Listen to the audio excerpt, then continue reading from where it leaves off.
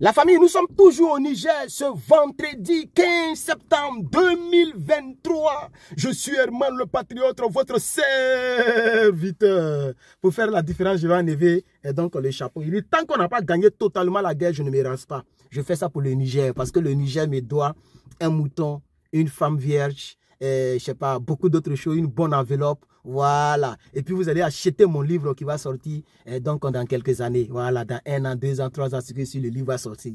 Voilà. Chers camarades, on va écouter ceci. Sans trop tarder, on va écouter ceci. Chers camarades. Peuple d'Afrique, peuple de Côte d'Ivoire. Le M62, l'un des mouvements civils les plus virulents contre la présence française au Niger. J'appelle les femmes et les hommes à sortir massivement, car c'est un combat collectif. À l'avant de cette voiture, voilà, c'est ici. Abdoulaye Sédou, sa figure de proue. Il sillonne les rues de Niamey pour mobiliser les habitants et relayer la parole de la junte militaire au pouvoir. Les forces françaises, avec leurs complices tapis dans l'ombre, se préparent à nous attaquer. Nous sommes totalement opposés à la politique de domination néocolonialiste de la France. Donc nous sommes contre la politique française et nous allons nous opposer à cela. Le point de ralliement pour les manifestants est à quelques kilomètres de là. Alors là, on est sous bonne escorte, il y a un pick-up de policiers devant, un autre derrière. C'est une mesure de précaution qui est désormais obligatoire pour tous les journalistes étrangers qui se rendent près de la base militaire française. De jour comme de nuit désormais, ils se relaient pour maintenir la pression jusqu'au départ des militaires français, cloîtrés depuis 1 mois et demi derrière ces murs d'enceinte. Des militaires qui se battaient depuis 2014 aux côtés de l'armée nigérienne dans cette région gangrénée. Non, arrêtez ça, arrêtez de mentir là, arrêtez de mentir. Ils sont pas en train de se... S'ils se battaient pour le peuple là, les gens n'allaient pas demander leur départ. Pourquoi vous mentez? Pourquoi vous mentez? Et quand elle dit que le M62 sillonne les rues dans le but de pouvoir donc faire de la propagande pour Tiani, c'est pas pour Tiani, hein? C'est pour leur propre survie. Qui vous a dit que les gens qui connaissaient Tiani, on les connaissait où? Tiani là, qui le connaissait? Non. Les gens se battent pour leur souveraineté. Et si Tiani représente le symbole, si c'est lui qui est venu enlever le nègre des maisons au pouvoir, les gens vont l'accompagner. Donc les gens ne sont pas derrière Tiani. Elle va même parler de la langue nationale. Hein? Comment on appelle ça même? La langue Haoussa. Vous voyez, c'est la même technique. Les gens ils vont là-bas pour faire ils filment, mais quand ils font le reportage, ils racontent des âneries pour tromper l'opinion nationale et internationale. Tout à l'heure, on va écouter, elle va parler de Haoussa, qui vient de Haoussa, c'est un Haoussatique, donc il y a beaucoup d'Haoussa au Niger, c'est pourquoi il est beaucoup soutenu, mais l'autre, et c'est comme ça Macron avait dit un jour, pour ceux qui suivent très bien le dossier. Macaroni, il a eu à dire ça un jour, ce monsieur-là. Ce bout d'homme-là, avec une tête cabostylisée là, il a eu à dire ça un jour. Il dit que non, Bazoum vient d'une ethnie minoritaire et c'est pourquoi ils l'ont mis de côté. Quelle a fait d'ethnie minoritaire? Et elle va faire ce même commentaire là. Et c'est TF1 qui fait ça. TF1, Télévision Française Internationale, un truc de ce genre. C'est eux qui font les conneries comme ça là. Mais ce n'est pas grave. Au moins, vous montrez les images. Au moins, sans le savoir, vous faites aussi la publicité donc du M62. Vous faites la publicité du mouvement patriotique africaine ou de la nouvelle révolution patriotique africaine. La nouvelle révolution africaine. Voilà, c'est de ça qu'il s'agit, chers camarades. Donc, on va poursuivre maintenant. Il est important de démentir tout ça. Qui se battait depuis 2014 aux côtés de l'armée nigérienne dans cette région gangrénée par le terrorisme. Mais ici, tous sont persuadés du contraire. Tous ces problèmes-là, c'est la faute des Français. Voilà, elle dit que le peuple du Niger veut donc le départ de l'armée française. Or, cette armée française se battait aux côtés de l'armée nigérienne pour pouvoir chasser les terreaux. Et elle dit que le peuple pense tout le contraire. Ce n'est pas que le peuple pense le contraire. La vérité, donnez-moi un instant, je vais décrocher ça. Désolé, chers camarades, j'ai reçu un appel important concernant quelque chose. Voilà, on m'a dit de ne plus trop donner les détails. Chers camarades, donc vous voyez, on va repartir, chers camarades. Tous sont persuadés du contraire. Tous ces problèmes-là, c'est la faute des Français. S'ils n'étaient pas là, nous, on ne connaît pas la guerre. Devant notre caméra, le drapeau français est piétiné. Alors qu'à quelques mètres, nous apercevons un autre drapeau, tenu fièrement. Madame, l'autre drapeau que vous apercevez là, ils ne nous ont pas fait la traite négrière. Hein? L'autre drapeau que vous apercevez là, ils ne sont pas venus nous tuer. Ah oui, vous avez tué le peuple africain. Vous avez ouvert le feu sur le peuple d'Abidjan. Le 4 novembre 2004, je crois bien, si je ne me trompe pas. Vous avez ouvert le feu sur en face de l'hôtel Ivoire. Vous avez ouvert le feu sur le peuple nigérien aussi. Une année là, j'ai oublié un peu. Votre but, c'est toujours d'ouvrir le feu sur les gens. C'est vous qui maltraitez les gens. Le Mali a des preuves que c'est vous qui donnez les munitions au terreau. Voilà pourquoi les gens ne veulent plus de vous. Et pourquoi vous ne voulez pas quitter le continent? Pourquoi vous ne pouvez pas laisser tranquille l'Afrique? Pourquoi? Est-ce que c'est obligé? Quand ils sont en train de piétiner nos drapeaux et de l'autre côté, ils ont fièrement le drapeau de la Russie. Mais on est libre d'avoir ce qu'on veut.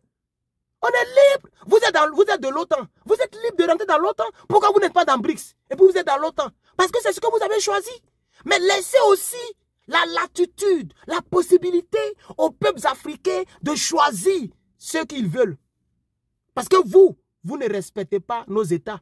L'État est une continuité. Mais votre Macronie là, il dit qu'il ne veut pas traiter avec l'État du Niger. Pourquoi vous voulez forcément qu'on ne piétine pas votre drapeau?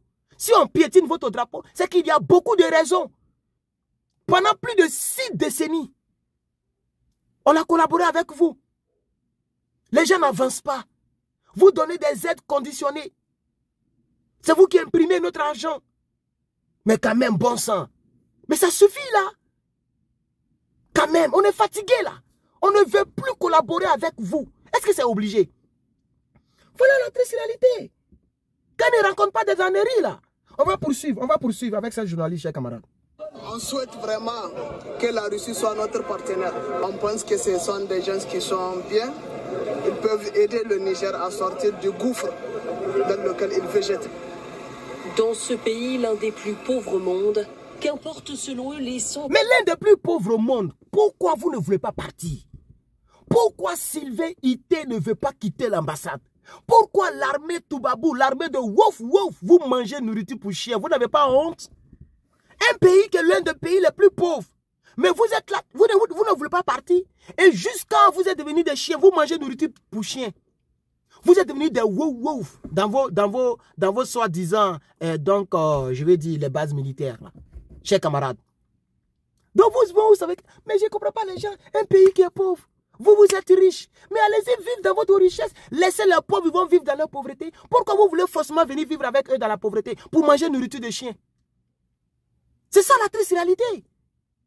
Parce que ce que la journaliste dit ici, là, c'est ce que la plupart des Français pensent. Je veux dire la France politique, Toubabou politique. Parce qu'elle dit France, on me dit que voilà, il faut que FR, je vais les appeler FR, chers camarades, on va les appeler FR désormais.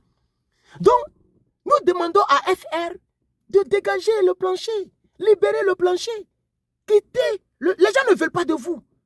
Le pays appartient au Niger. Les Nigériens ne veulent pas de vous. Mais pourquoi vous êtes là? Vous dites que c'est un pays pauvre, non? L'un des pays les plus pauvres. Mais vous êtes quand même Krangba. C'est vous qui devriez avoir honte. C'est ça la triste réalité. 20 millions d'euros d'aide au développement versés au pauvre monde, qu'importe selon eux les sons. Devant notre caméra, le drapeau français est piétiné. Alors qu'à quelques mètres, nous apercevons un autre drapeau, tenu fièrement. On souhaite vraiment que la Russie soit notre partenaire. On pense que ce sont des gens qui sont bien. Ils peuvent aider le Niger à sortir du gouffre dans lequel il végète. Dans ce pays, l'un des plus pauvres au monde, qu'importe selon eux les 120 millions d'euros d'aide au développement versés par la France l'an dernier. Le bras de fer est loin d'être terminé. Sous haute surveillance... L'aide au développement, là, on dit on ne veut plus ça. C'est tout. Aide au développement, prenez ça. Depuis plus de 63 ans, vous envoyez l'aide au développement. Et puis regardez l'allure du pays. Le pays est poussiéreux. Ça veut dire que vous conditionnez les aides. Vous ne permettez pas vraiment que les gens se développent. Et M. Traoré, Ibrahim, le chef d'État du Burkina, a eu à parler de cela. Lorsque les gens veulent prendre l'argent pour construire des usines, pour ne pas que la population meure de faim. Vous refusez. Vous donnez des aides conditionnées. C'est pourquoi nous ne voulons plus de vous sur notre territoire. Et vous devez partir de nos territoires.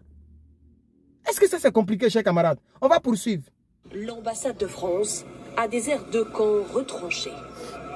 L'ambassadeur, on n'a plus besoin de lui aussi sur notre territoire. Il doit partir. L'ambassadeur français y vit reclus depuis que les autorités putschistes l'ont déclaré persona non grata au Niger. Donc il va rester là-bas. Macron a dit qu'il mange des pâtes, non?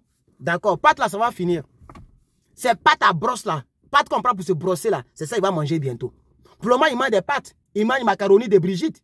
Quand macaroni de Brigitte va finir là, il va prendre vraie pâte là pour manger, il va mettre dans le pain pour manger. C'est de ça qu'il s'agit. Vous ne voulez pas partir, non? On n'est pas pressé, hein? Parce que vous pensiez que le peuple allait partir casser l'ambassade, l'armée allait partir vous attaquer. Jamais. Tôt ou tard, vous allez avoir faim, vous allez sortir comme des rats et vous allez rentrer chez vous. C'est de ça qu'il s'agit. Et c'est le pauvre Bazoum qui va payer le prix. C'est de ça qu'il s'agit. Donc, chers camarades, je pense que pour aujourd'hui, c'est bon. Les autres vidéos, s'il doit en avoir, je ferai donc ces vidéos-là depuis la maison. Ça là, il maîtrise pas. Ok.